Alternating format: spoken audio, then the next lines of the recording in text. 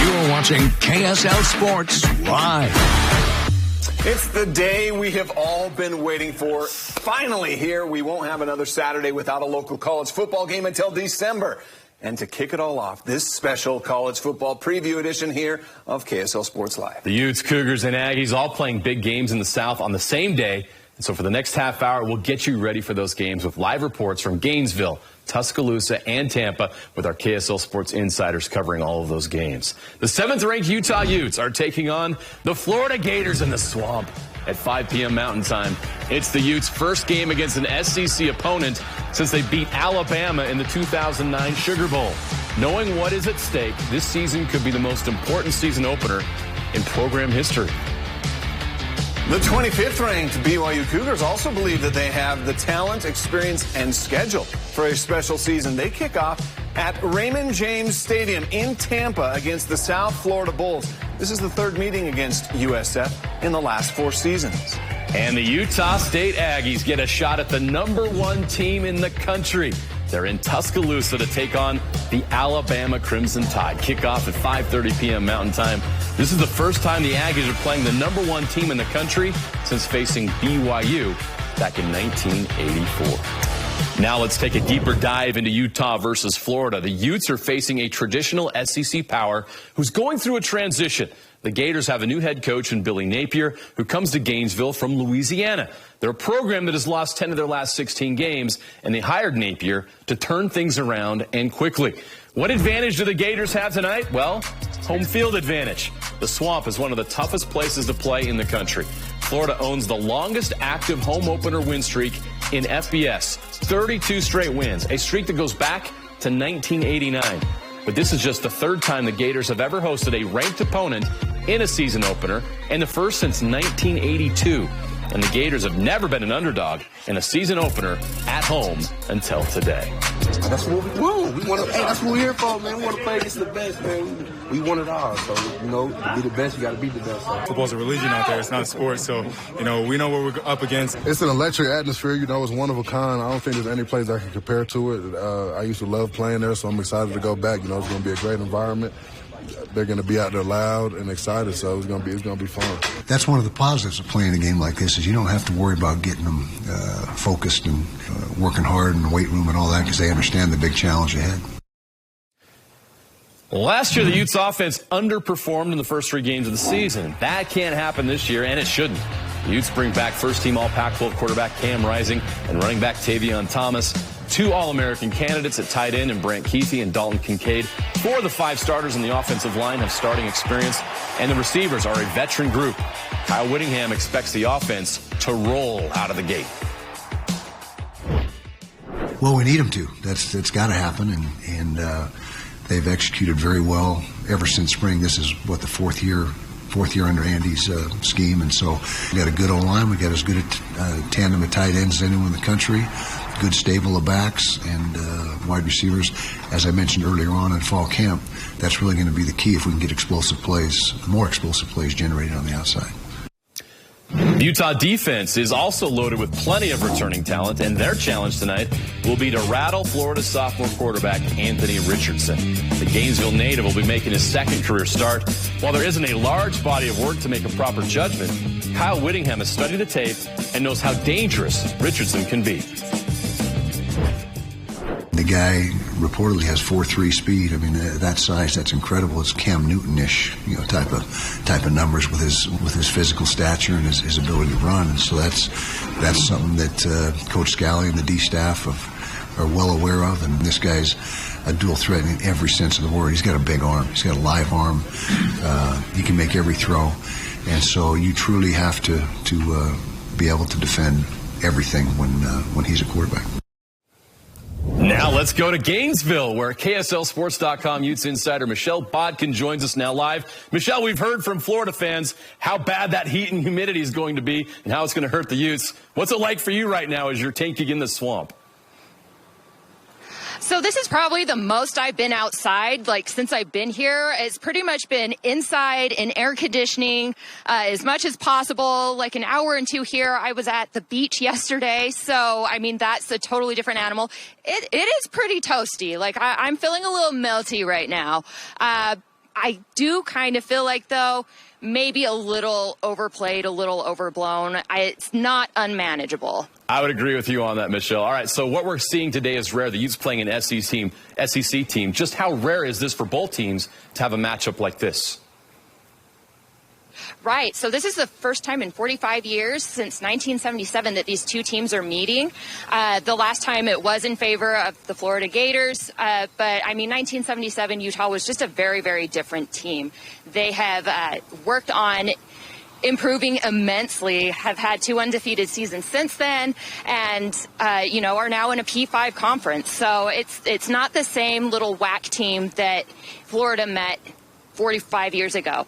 On top of that, Florida hasn't played a Pac-12 opponent in like 33 years. So, I mean, as old as I am, the last time they played a Pac-12 team, it was Washington in the Freedom Bowl, I believe, and that was a loss for Florida.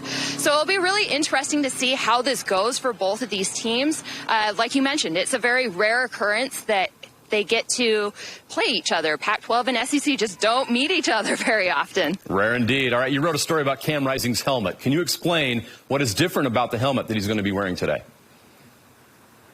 Right. So after his accident in the Rose Bowl, getting that concussion, he started shopping around for a different helmet, and he tried several helmets out throughout the spring. He was put in contact with someone that has a very small company, and it's based off of technology that's used in the race world, interestingly enough. But the helmet is about 3 pounds, 3.5 pounds, so it's about half the weight of a normal football helmet that Cam's wearing. It's called Light Helmets, and the model is the LS2.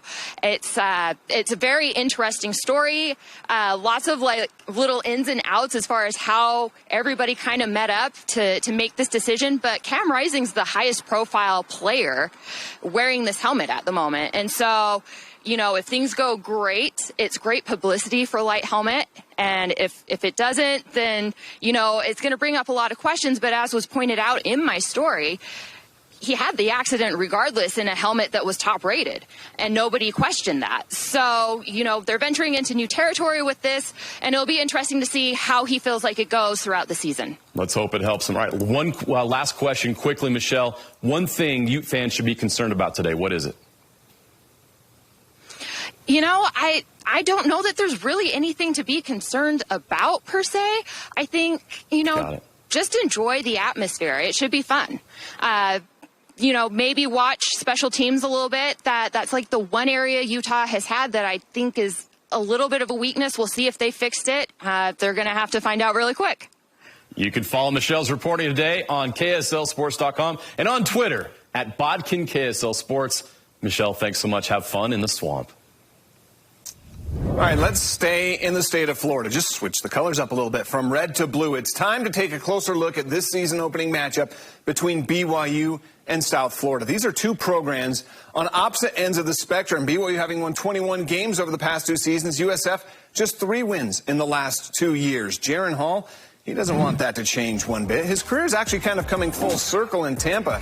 His first career start came in 2019 at South Florida when he filled in for an injured Zach Wilson. That didn't go so well. He was injured and the Cougars lost the game. But now, Hall enters his second season opener as the Cougars QB1. He has come a long way since that game in 2019 to the point that there's full trust in Hall, his decision-making, and his ability to lead. I like him being aggressive, and I like him taking calculated risks. And I think that's what I saw, a huge improvement from him in camp, and we'll see how it happens on Saturday. But I feel confident in him and his abilities. Yeah, it gives me confidence. I know that's how our whole offense feels. Kalani trusts us. That's why we do what we do on 3rd down and 4th down. That's why we're so aggressive, and that just breeds confidence amongst your players, I think. Now, you've probably heard the saying before, a great quarterback is only as good as his offensive line. Well, this year's O-line at BYU may be one of the best they've ever had. The question is, Will they live up to that billing? BYU coaches have said that there are 8 or 9 players that could start up front, and they're led by preseason All-Americans Clark Barrington and Blake Freeland, the anchors to a group that will be responsible for much of the success that the Cougars offense enjoys this fall. For sure, yeah. We know that those preseason accolades and things are nothing unless we live up to those standards, and so that's what we're shooting for. I believe so, but I've seen those guys day in and day out for years now, a lot of them. So obviously I know a little better than anybody else, and then, obviously game time will tell, but I'm very confident in our guys up front. Again, I think they're the heart of our offense, the heart of our team, really, the offensive-defensive line. South Florida will counter on offense with a new quarterback in the bowl system, but he's not a new quarterback to BYU. Gary Bohannon spent the last 4 seasons at Baylor and was the Bears' starting quarterback last season. He led Baylor to a 38-24 win over BYU, passing for 231 yards, 1 touchdown, 1 interception. But in the offseason, he decided that the grass was greener in Tampa, joining South Florida, who was in need of a starting quarterback. Having gone against him last season at Baylor, does that give BYU an advantage as they've prepared for today's game? Well, according to BYU D coordinator Ileasa Tuiaki, it doesn't. Again, it's difficult because the schemes are different. I mean, what they asked them to do in Baylor's scheme is a little bit different than I think what they'll ask them to do in this scheme. So we've got to be ready for them. And the kid that left them should jump to the transfer portal. He was a good look for us as far as just what we would expect from a good athletic quarterback. All right, we continue our BYU pregame coverage now live from Raymond James Stadium, where KSL Sports BYU insider Mitch Harper is there with the team. Mitch, a lot to talk about with this game coming up, but what's it like down there in Tampa right now as the atmosphere gets closer to kickoff? Sam, it's humid. It's about 88 degrees right now, and the UV index pretty high. But the thing is that BYU is going to be coming into this game with a lot of experience, and they feel like they can navigate this and get a little bit of revenge against this USF team, because last time they came here, it was a loss, and they got to overcome that. Mitch, you talk about how it could be a little bit of a revenge game. Obviously, it was a game that was a little sour for Jaren Hall. He mentioned earlier that it's not really a revenge game for him, but you have to believe he's going to be very motivated going into this game. What should BYU fans expect from Jaren going into game 1? Jaren Hall is going to be one of the great quarterbacks in BYU history this year, because he's got all the intangibles to be a special dual-threat quarterback. You think about Steve Young, you think about Taysom Hill. Jaren Hall is next in line in the great dual-threat quarterbacks at BYU, and now he's got all the pieces around him to execute an offense that could be one of the best passing attacks in college football this year. And the thing is, Jaren has full autonomy over this offense, and I caught up with Aaron Roderick earlier this week to discuss about how much control Jaren Hall has in this offense. A lot, yeah. He's on a different level this year. Just he audibled a lot last year. We gave him a lot of plays to situations to get us in the right play, and we're doing more of that than we ever have since I've been here. And he's really smart. He does a good job with that stuff. Yeah, Mitch, there's a lot of talk about that offense and the targets that Jaren has, but are Puka Nacua and Gunnar Romney, I know BYU fans want to know if they're ready to go. You mentioned that BYU might take a cautious approach with those two.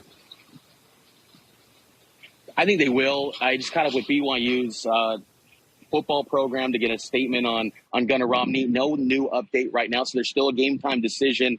Gunnar Romney was pretty much absent throughout fall camp after the first week. Same with Puka Nacua. So that's where there's a little bit of questioning about their status for today's game.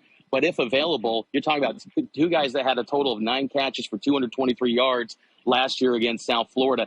If they lose them, you're looking at Braden Cosper, Cody Epps, and Chase Roberts, a standout that was once at American Fork High School, who's ready to make a big name for himself this year. 6'4", 210 pounds, big-bodied receiver who could be a big threat for BYU in the passing game. All right, Cougar fans, make sure you follow Mitch all throughout the game and post-game coverage at KSLSports.com. Thanks, Mitch. Up next, we go to Tuscaloosa. The Aggies are ready to take on #1 ranked Alabama. How do the Aggies game plan against the top offensive and defensive players in the country? And do the Aggies have any advantage in this game? The voice of the Aggies, Scott Gerard, joins us live from Tuscaloosa next. The Utah State Aggies have 1,000-to-1 odds to win the national championship. That was good enough for 3 people to place $1,000 bets on the Aggies. Only Ohio State and Alabama have had more bets placed this year to win the Natty in Vegas. Well, the Aggies get a shot tonight to prove how good they are against the #1 team in the country, the Alabama Crimson Tide. And speaking of odds, Utah State is a 41-point underdog. But why not go shoot your shot against the best team in college football? It's going to be an incredible experience for the Aggies to play in Tuscaloosa. But for Blake Anderson and Logan Bonner, it won't be their first time in that stadium. They took on the Tide when they were at Arkansas State in 2018. Going to a great environment against a Hall of Fame head coach and against Heisman Trophy winners, and man, go put a great team on the field and play our best and make them earn everything they get. Just go out there and don't be surprised when you make a play. We're on scholarship too. We can make plays too. Just be confident and know your job and do your best and see what happens. Yeah, I mean, enjoy it. Heck, man, who gets an opportunity to do that? Who gets an opportunity to line up and strap up with 100,000 people in the stands? So don't let it intimidate you. Let it fuel you. Hopefully our guys will get fired up, excited, play their best ball. Look, we could spend the next half hour breaking down all the talent on the Alabama roster. They're stacked with 5- and 4-star players at every position. They get whoever they want recruiting. It's almost unfair how much talent they have. And you can argue they have the best offensive and defensive player in the entire country. Bryce Young's the returning Heisman Trophy winner, and linebacker Will Anderson is a player who many believe should have won the Heisman Trophy last year and has a chance to become the first offensive player to win it since Charles Woodson in 1997. They're as advertised. 2 of the best players in all the ball. Both will play at the next level. You know, we're going to see Will Anderson at his best. He played with a big knee brace on most of last year. We won't be so fortunate. He will be primed and ready to go. You can't get focused on it. If you turn the page and look at rankings and all the measurables, there are no weaknesses. There is, just a whole pile of great player versus great player versus great player. Huge challenge. Focus on what we can control. We're worried about who's in the jersey. Play our best ball. All right, let's now go live to Tuscaloosa, and standing by is the voice of the Utah State Aggies. You also hear him Monday through Friday, noon to 3 with Hans Olsen on 97.5, the KSL Sports Zone. Scott Gerard joins us live on KSL Sports Live. Before we dig into this matchup, can you just share what it's like to be there near that stadium and where there's so many historic college football moments that have taken place? You know, honestly, this has been like the Smithsonian of college football. And by the way, just to clarify, I was not one of those $1,000 bets. That did not come from me. Just to clarify. Good to know. But no, we are in one of the most beautiful, scenic college football venues. Got Bryant-Denny Stadium here. It is absolutely gorgeous. Took a tour of campus earlier today, and honestly, you can. This place reeks of college football history. There's no doubt about it. Well, Scotty, with that said, are the Aggies going to be starstruck and overwhelmed by the aura of Alabama, or do you think this team's going to come out and hang with these guys for a bit? You know, honestly, it's a fair question to ask because you can say you're not going to, and you can say all the right things about not being starstruck. But then when you roll out into that stadium with 100,000 people on top of you, with all the history and the pageantry of all the college football that's involved in Alabama, I don't know how you're not a little bit starstruck. But you have Logan Bonner, who's been here, and Logan Bonner obviously brings a lot of, he's reliable. He's got a lot of just maturity to him. Blake Anderson's been here before. They've done everything they possibly could to try to make sure that that doesn't happen. But until this game kicks off, it's still a fair question to ask. We know how good Alabama is. We know about all the talent. But do the Aggies have any advantage in this game? The only thing that I would look at that you can point to is that Alabama, as great as they were last year in the college football playoff, is the fact they gave up 41 sacks last year. They gave up 102 TFLs last year. Those are both ranked 120th and 125th in the country, respectively. That offensive line is good. They're strong and they're powerful. But Utah State, one of the great things that they do, they get after the quarterback. They get TFLs. They get downfield with their defensive linemen. They're quick up front. And so if Utah State's got any chance in this game, they're going to have to get pressure with that defensive line, manufacture some quarterback pressure, try to at least get at Bryce Young. Now, it's difficult. He's a tremendous quarterback and gets rid of the ball very quickly. But if there's one thing that Alabama struggled with last year that Utah State might be able to take advantage of, it's going to be the ability to get after the quarterback. Scotty, enjoy the experience in Alabama, and we'll be listening to the call on 97.5, the KSL Sports Zone. Thanks so much. All right, as we continue to get you ready for kickoff, how about some real game highlights that have actually occurred? The Weber State Wildcats and Southern Utah Thunderbirds, they both kicked off their seasons on Thursday night with some big-time wins. We'll show you how they did it next.